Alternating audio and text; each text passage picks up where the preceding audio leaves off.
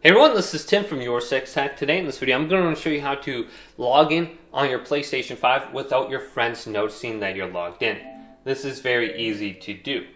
So just on the home screen here, we want to go up to our profile and we want to go to where it says log out right here and select this. And then go back to the area where we can select profiles. So I'm going to press the PlayStation button to turn on my controller here.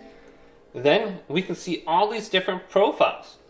What we want to do is press options on the profile we're trying to log into, and it will give us the option to log in as online, busy, or we can appear offline when we log in. So let's go to appear offline on this account.